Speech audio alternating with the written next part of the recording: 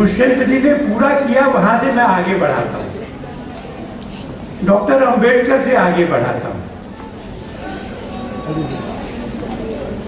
अगले महीने डॉक्टर अंबेडकर का जन्मदिन है। उनके जन्म स्थान महू में मुझे बुलाया गया, एक 2 दिन की उन पर कथा करने के लिए बुलाया। मैं उनके जीवन को देख रहा था, बचपन के प्रसंगों को देख रहा था, तो मेरा 6 साल का पोता मेरे पास आया। कुछ थोड़ी सी बात हुई, वो चला गया। 6 साल का बच्चा, आपके भी घरों में पड़ोस में यहाँ वहां होगा, कितना छोटा होता है, कितना अबोध होता है, कितना सेंसिटिव होता है। उस आयु में जब अंबेडकर थे और उनका स्कूल जाना शुरू हुआ, तो कुछ बातें उनको समझ में नहीं आती थी। आपके घर में या पड़ोस में जो 6 साल का बच्चा हो, उसको सामने रखकर सोचिए, उनको यह समझ में नहीं आता था कि जहां सब बच्चे अपना टिफिन बॉक्स रखते हैं, मैं वहां क्यों नहीं रख सकता।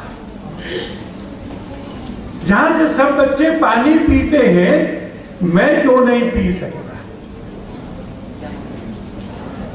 संस्कृत पढ़ाने वाले अध्यापक ने मुझे संस्कृत पढ़ाने से मना क्यों कर दिया।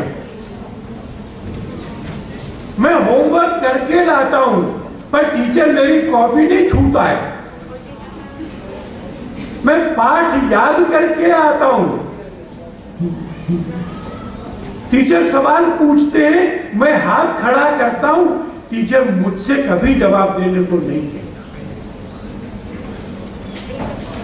प्राइमरी स्कूल की एज में, 6, 7, 8 साल की एज में इस प्रकार का दुर्व्यवहार, इस प्रकार का भेदभाव, इस प्रकार का अपमान उनको सहन करना पड़ा। इस सब के बावजूद वो बढ़ते रहे। ये बताया गया कि उनके गुरु थे अंबेडकर, ये अंबावडेकर गांव के थे, इसलिए इनका नाम अंबावडे गांव के थे। इनका नाम अंबावडेकर होना चाहिए था। अपने गुरु जो संयोग से ब्राह्मण थे, उनके नाम पे इन्होंने अंबेडकर रख लिया। पर यह भेदभाव कब तक चला? ये अमेरिका चले गए, इकोनॉमिक्स में डॉक्टरेट किया। उस डॉक्टरेट में यह कहा कि इतना बड़ा देश केवल कृषि के आधार पर नहीं चल सकता, देश का औद्योगिकरण होना चाहिए। उस समय कहा, लौट कर आए, कॉलेज में टीचर हो गए थे, उस कॉलेज में सबसे शिक्षित थे, पर उनका पानी का मटका उनको अलग रखना पड़ा था। वो डॉक्टरेट लॉ में भी कराए थे इंग्लैंड जाकर के, उन्होंने वकालत शुरू कर दी थी, हाई कोर्ट में वकालत करते थे, पर जो बच्चा वकीलों के ब्लॉक में सबकी मेज पे चाय रखता था, वो इनको चाय नहीं देता था। और जैसा अभी जिक्र हुआ, बड़ौदा के महाराजा ने उनको नौकरी दी, उनको महामंत्री बनाने की बात थी। बाद में महाराजा के अतिथि थे, महाराजा की छात्रवृत्ति में पढ़े थे, महाराजा के कहने के बावजूद उनकी जाति के कारण कोई स्टेशन पर रिसीव करने नहीं गया। किसी ने उनको पानी पिलाने के लिए हां नहीं की, कोई उनकी मेज पे फाइल नहीं रखता था, ऐसे गिराते थे फाइल उनकी मेज पे। इस सब में से उन्होंने जो पानी के लिए पहला आंदोलन किया, महाड के कस्बे में एक तालाब है, उस तालाब से सब लोग पानी पीते थे, पशु भी पीते थे। केवल अनुसूचित समाज को पानी पीने की अनुमति नहीं थी, छूने की अनुमति नहीं थी। सत्याग्रह किया कि पानी पिएंगे। वो पानी पीने के अधिकार के लिए बहुत बड़े संकट को लेकर गए। कुछ सवाल उन्होंने पूछे, मैं चाहता हूं कि हम वो सवाल सब लोग अपने मन पर रखें। पहला सवाल किया, अगर तुम पी सकते हो तो हम क्यों नहीं पी सकते? ये पहला सवाल गंभीर है। दूसरा सवाल था, अगर हम मुसलमान ईसाई हो जाएं तो तुम हमको पीने देते हो, हिंदू होते हुए क्यों नहीं पी सकते? तीसरा सवाल था, तुम्हारे जानवर पी सकते हैं तो हम क्यों नहीं पी सकते? चौथा सवाल था, अगर हमारे जानवर पी सकते हैं तो हम क्यों नहीं पी सकते?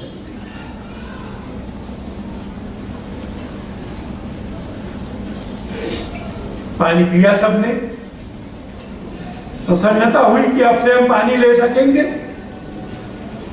जत्थेबंदियां दूर दूर से आई थी, लौट गई अपने अपने स्थानों पर जहां ठहरे थे। खाना बनने लगा, आराम होने लगा। सवर्णों पे एक वर्ग ने हमला किया, बहुत सारे लोग घायल हो गए, और सब कानूनों के होते हुए भी डॉक्टर अंबेडकर के जीवन काल में उस जाति के लोगों को महाड़ के तालाब को छूने का अधिकार नहीं मिला था।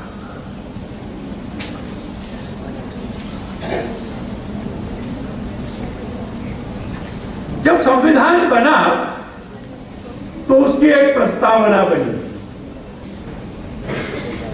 उस प्रस्तावना में लिबर्टी थी, इक्वेलिटी थी, समानता थी।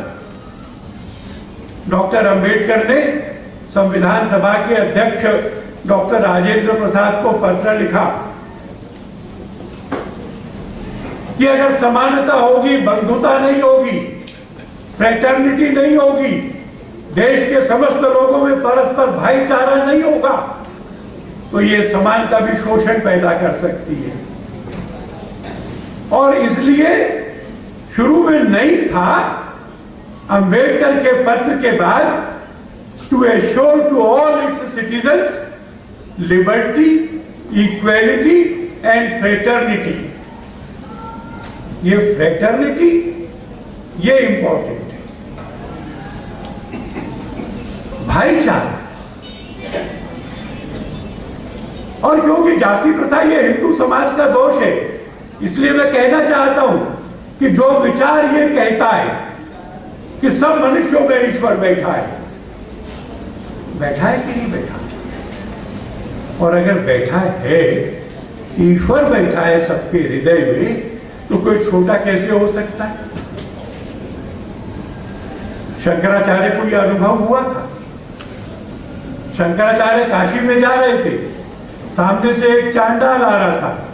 उस समय की भाषा में, उस समय की मान्यता में सबसे छोटी जाति का, उसके साथ में कुत्ते थे, शराब पी हुई थी, आंखें लाल थी। शिष्यों ने कहा, हटो, शंकर आ रहे हैं। उसने नहीं सुना, 2 बार में नहीं सुना। आचार्य ने कहा, हटो। सड़क के बीच में वो चांडाल खड़ा हो गया, पैर टिका करके अपनी लाल आंखों से उसने शंकराचार्य को घूरा और पूछा, आचार्य किसे हटने को कह रहे हैं? क्या तुम इस शरीर को हटने के लिए कह रहे हो? तो जिस मिट्टी पानी से तुम्हारा शरीर बना है, क्या मेरा शरीर किसी अलग मिट्टी पानी से बना है? हम सबका शरीर जिन चीजों से बना है वो तो सामान्य है, कॉमन है, हम दोनों की एक सी है। इसलिए शरीर को तो हटने के लिए नहीं कहा जा सकता। और अगर तुम मेरी आत्मा को हटने के लिए कह रहे हो, तो आचार्य बताओ, तुम्हारे अंदर बसने वाली वो आत्मा और मेरे अंदर बसने वाली आत्मा, ये क्या अलग अलग है? शंकराचार्य आगे बढ़े, उन्होंने उस चांडाल के चरण छू करके उसको गुरु स्वीकार किया और फिर रचना की जिसमें कहा, न में जाति भेदा। मैंने कोशिश की ये समझने की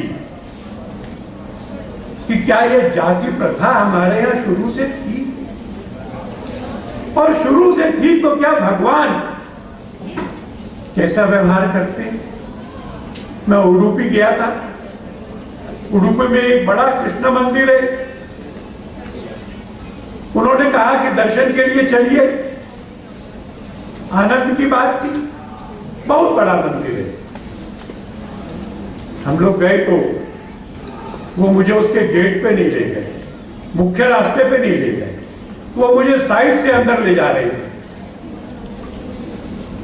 साइड से मंदिर के पीछे ले जा रहे थे। तो मैंने कहा रास्ता तो उधर दिखता है मुझे। उन्होंने कहा नहीं भाई साहब आप हमारे साथ चलिए। मंदिर के पीछे गए, मंदिर के पीछे एक दीवार है, पीछे की दीवार टूटी हुई है, भगवान खड़े हुए, वो पीछे मुड़कर खड़े, उस दीवार में से दर्शन होते हैं। मैंने कहा ये क्या चमत्कार है, दीवार टूटी कैसे, भगवान पीछे मुड़कर खड़े क्यों हैं? तो उन्होंने मुझे सामने की एक मूर्ति दिखाई, हाथ जोड़ करके एक भगत खड़े, कहने लगे ये कनकदास है। कनकदास भगवान के दर्शन के लिए आए थे, ब्राह्मणों ने आने नहीं दिया, कहा कि तेरी जाति इस लायक नहीं है। कनकदास मंदिर के पीछे चले गए, हाथ जोड़ करके गीत गाने लगे। आप में से कोई भी जना अगर अपने यहां वापस जाकर के कनकदास डालेगा गूगल पे तो फुल लेंथ की 3 घंटे की कई फिल्में उनके जीवन पर बनी है, और उनके जो भजन है वो कर्नाटक में घर घर में गाए जाते हैं। कनकदास ने एक दिन भजन गाया, दूसरे दिन भजन गाया, तीसरे दिन जब भजन गा रहे थे तो जोर की आवाज आई, भगवान खड़े हो गए, भगवान पीछे मुड़ गए, दीवार टूट गई, कनकदास को भगवान का दर्शन हुआ और भगवान फिर कभी सीधे सिंहासन पे बैठे। भगवान तो ऐसा व्यवहार करते। जब मैंने ये घटना तमिलनाडु में सुनाई तो उन्होंने कहा कि हमारे यहाँ एक नंदनार थे, नंदनार में भी बहुत सारी फिल्म्स है, तमिल में भी है, इंग्लिश में भी है। उनको अंदर नहीं आने दिया मंदिर के, उन्होंने बाहर से दर्शन करना चाहे तो बीच में नंदी की मूर्ति थी। उन्होंने भगवान से कहा कि मैं दर्शन करना चाहता हूं। वो मूर्ति, पत्थर की बड़ी मूर्ति साइड में सरक गई, नंदनार को भगवान ने दर्शन। आज भी वैसे ही। और एक रघुनंदन भटनागर ने जीवनी लिखी है गुरुजी की, थोड़ा सा जिक्र आया है। वो घटना मैंने ऐसे पढ़ी है कि एक बार संत शिरोमणि गुरु रविदास जी का राम जी से साक्षात्कार हुआ, स्वप्न में हुआ, और राम जी ने पूछा कि तुमने मुझे छोटा क्यों बनाया है, घटना बताइए, उसके मैं पूरा करूंगा। राम जी हंस पड़े, कहने लगे तुम छोटे कैसे हो? गुरु जी ने कहा कि चमड़े का काम करता हूं इसलिए छोटा हूं। राम जी और भी जोर से हंसे और कहा रैदास तू चमड़े का कितना काम करता है जितना मैं करता हूं, चमड़े की ये सब मूर्तियां दिन रात बना के भेजता हूं, तेरे से बड़ा चमड़े वाला तो मैं हूं।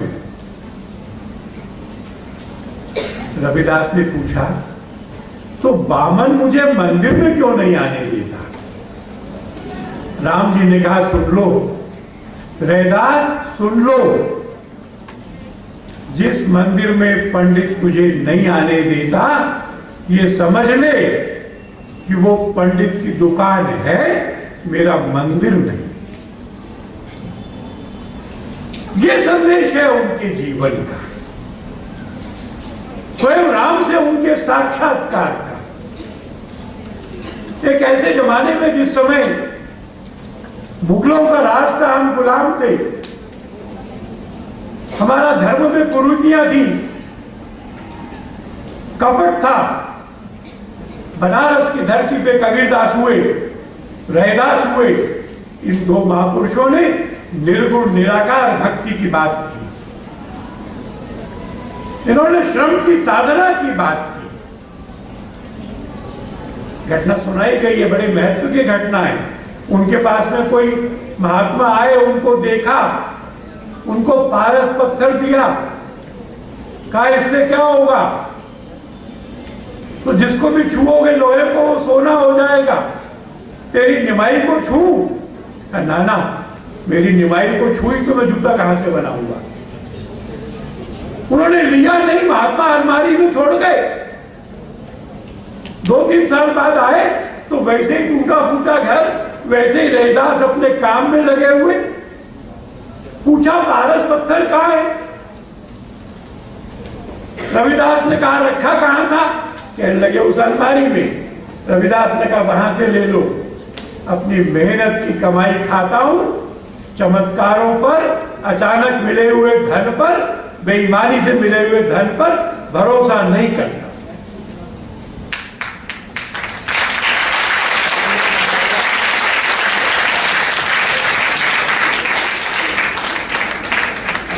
पांच मिनट लंबा हो गया है।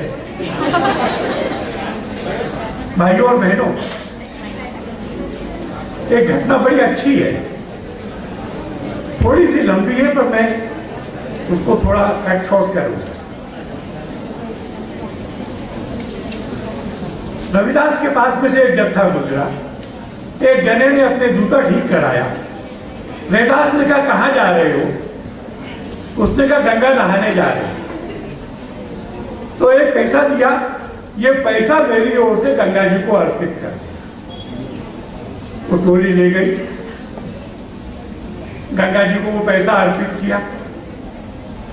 गंगा मां प्रकट हुई, उन्होंने एक कड़ा, सुंदर स्वर्ण का कड़ा भेंट किया, वापिस ये रैदास को दिया। उस टोली ने वो रैदास को दिया नहीं कि क्या करेगा रैदास इसका। उन्होंने बनारस के महाराज को दिया, महाराज ने महारानी को दिया, महारानी को अच्छा लगा, उसने कहा दूसरा भी चाहिए। इस टोली के लोगों को सैनिक भेज के बुलाया और कहा दूसरा भी चाहिए, कहां से लाओगे? इनको बताना पड़ा कि वो तो रविदास जी ने हमको जो पैसे दिए थे उसके लिए गंगा मैया ने दिया।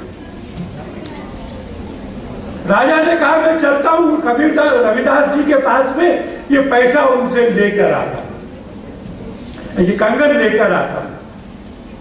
महाराज आए, मंत्री आए, सब लोग आए, रविदास जी को प्रणाम किया। अब इसके आगे जो घटना है उसका महत्व है। और कहा कि महारानी को दूसरा कंगन चाहिए, गंगा जी चलो उनसे मांग कर दे दो। पर कबीरदास जी ने केवल तीर्थ स्थान पर श्रद्धा नहीं, कर्म पर श्रद्धा। और तीर्थ में तो इसलिए जाते हैं कि मन अच्छा हो, मन चंगा हो। तो उन्होंने कहा कि नहीं गंगा जी नहीं जाऊंगा। सामने कठौती पड़ी थी। कठौती उसको कहते हैं कि जूता ठीक करने के लिए जिसमें चमड़े को गीला किया जाता है, उसमें पानी रहता है, उससे भिगो करके ठीक करते हैं। रैदास ने कहा मन चंगा तो, हाँ कुछ लोगों को मालूम है, क्या बताया आपने? कठौती में गंगा। और उन्होंने अपनी कठौती की ओर हाथ बढ़ाया, गंगा मैया ने दूसरा कंगन दे दिया। ये श्रम के प्रति निष्ठा, अनायास मिले हुए धन के लिए अनास्था, भगवान की भक्ति और श्रद्धा, जाति प्रथा का निषेध, ये सब उनके जीवन से हमने प्राप्त किया है। और अगर यहां से हम थोड़ा लौटेंगे अंबेडकर जी की ओर, संविधान में लिखा गया आर्टिकल 16 है शायद, अनटचेबिलिटी इज एबॉलिश्ड, छुआछूत को समाप्त करते। भारत ने कानून में समाप्त कर दिया। भारत ने राजनीतिक समानता भी बढ़ा दी है। आप कोई भी होंगे, किसी भी जाति के होंगे, वोट एक ही है, सबका एक ही वोट है। पर वो समानता तो सामाजिक भी होनी चाहिए। वो समस्या, वो समानता शैक्षणिक और आर्थिक भी होनी चाहिए। अगर कोई एक समाज गरीब रहता है, पिछड़ा हुआ रहता है, चाहे सामाजिक समानता समाप्त हो जाए, तो भी बराबर की समानता तो नहीं मिलेगी। और इसलिए इस बात की जिम्मेवारी मानना कि समाज के सब वर्ग, सब कमजोर वर्ग शिक्षा के क्षेत्र में, कौशल के क्षेत्र में, स्वास्थ्य के क्षेत्र में, व्यवसाय के क्षेत्र में, उद्योग और व्यापार के क्षेत्र में आगे बढ़कर बराबर आकर खड़े हो, इसको करना भी जरूरी है। मेरे एक मित्र ने कहा कि ऐसा फर्क नहीं है। मैंने उसको पूछा कि अगर मैं तुम्हें कहूं कि मैं फ्रेंड्स कॉलोनी में रहता हूं तो तुम क्या सोचोगे? मैं रहता नहीं हूं। उसने कहा कि फ्रेंड्स कॉलोनी में रहते हो, ऐसा कहोगे तो हम मानेंगे कि तुम अमीर आदमी हो। मैंने कहा डिफेंस कॉलोनी के बारे में क्या सोचोगे? उसने कहा मानेंगे कि तुम अमीर आदमी हो। मैंने कहा अगर मैं कहूं कि मैं वाल्मीकि बस्ती में रहता हूं तो तुम्हारे मन में मेरे बारे में क्या चित्र उभरेगा? झोपड़पट्टी, कच्चे मकान, बहता हुआ पानी नालियों में से, सड़कें खराब। ये अंतर जब तक रहेगा तब तक समानता नहीं आएगी मित्रों। इस अंतर को पाटना पड़ेगा। इस अंतर को पाटने के लिए केवल सरकारें नहीं करेंगी, हमको भी सबको मिलकर प्रयत्न करना पड़ेगा कि कोई पीछा नहीं रहे। और एक और बात है जिसकी घोषणा करनी चाहिए। विश्व हिंदू परिषद में मैं काम करता हूं, इसलिए भी ये बात मुझे कहनी चाहिए। कई बार लोग कहते हैं मनुस्मृति में ऐसा लिखा है, तुम क्या कहते हो? कुछ उसका अर्थ समझाने की चेष्टा करते हैं, कुछ कहते हैं कि उसमें ऐसा लिखा नहीं है, बाहर से डाला गया है। रामायण में ये लिखा है, कुछ लोग कहते हैं बाद में डाला गया है। एक बात को स्पष्ट रूप से कहना चाहिए, ये स्मृतियां अलग अलग समय, अलग अलग काल में बनती है। वर्तमान काल की जो स्मृति है जिस पर हम और आप विश्वास करेंगे और चलेंगे, वो भारत का संविधान है। और इस संविधान के विरोध में, इस समता के विरोध में अगर कहीं कुछ कहा गया है, कहीं भी, तो हम उसको अस्वीकार करें। मनुष्य मात्र की समानता, इससे कोई समझौता नहीं हो सकता। मनुष्य मात्र को विकास के लिए समान अवसर, इससे कोई समझौता नहीं हो सकता। उन्होंने कहा था कि ऐसा राहु राज में सबको मिले अन्न। इस अन्न में जीवन यापन के, सुख से जीवन के सारे अधिकार शामिल हैं। सुप्रीम कोर्ट ने राइट टू लाइफ की यही इंटरप्रिटेशन की है। और इसलिए अगर हमें रैदास जी को स्मरण करना है, इसलिए अगर हमें कबीर को स्मरण करना है, इसलिए अगर हमें भगवान वाल्मीकि को स्मरण करना है, तो ये ध्यान रखना पड़ेगा कि भगवान वाल्मीकि वैदिक ऋषि हैं। मैं एक कार्यक्रम में गया था वाराणसी में, वहां ये कहा जा रहा था कि रविदास भी अलग धर्म के लोग हैं, हिंदू नहीं है। मैंने कहा कि मैं आपसे बहस करने नहीं आया हूं, पर मैं ये मानता हूं कि रविदास जी की शिक्षाओं को किसी एक गुट में, किसी एक वर्ग में बांटा नहीं जा सकता। वो पूरे समाज के गुरु, हम सब के गुरु, हम सबके आदर।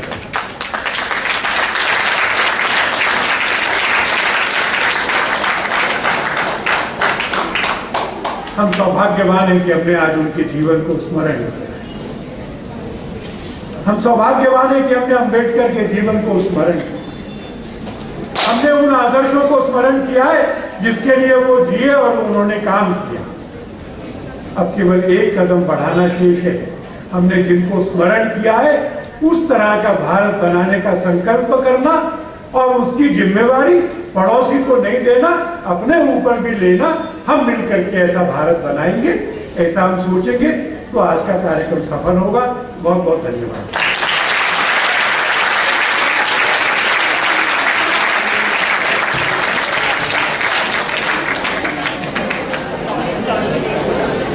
आपका कोटिशः धन्यवाद आदरणीय। Press the bell icon on the YouTube app and never miss another update.